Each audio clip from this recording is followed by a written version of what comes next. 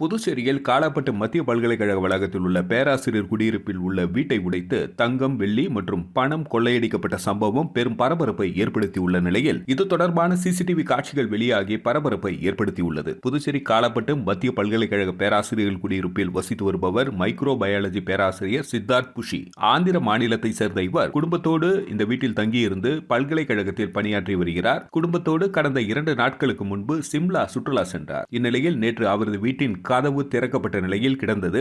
இதனால் சந்தேகம் அடைந்த காவலாளிகள் காலாப்பட்டு போலீசாருக்கு தகவல் தெரிவித்தனர். இன்ஸ்பெக்டர் தனசேகர் தலைமையிலான போலீசார் சம்பவம் நடந்த வீட்டை பார்வையிட்டனர். சிம்லா சுற்றுலா சென்ற பேராசிரியர் சித்தார்த் புஷிக்கு தகவல் தெரிவிக்கப்பட்டது. பேராசிரியரின் நெருங்கிய உறவினர்களை வரவழைத்து பார்த்தபொழுது வீட்டின் பீரோவில் இருந்து 232 கிராம் தங்க நகைகள், வெள்ளி பொருட்கள் என மொத்தம் ரூபாய் 25 லட்சம் மதிப்புள்ளான பொருட்கள், ரொக்கப்பணம் கொள்ளையடிக்கப்பட்டது தெரியவந்தது. இதுகுறித்து காலாப்பட்டு போலீசார் வழக்கு பதிந்து விசாரணை நடத்தி வருகின்றனர். இதனிடையே இந்த திருட்டு சம்பவம் தொடர்பான சிசிடிவி காட்சிகள் தற்பொழுது வெளியாகி பரபரப்பை ஏற்படுத்தி உள்ளது.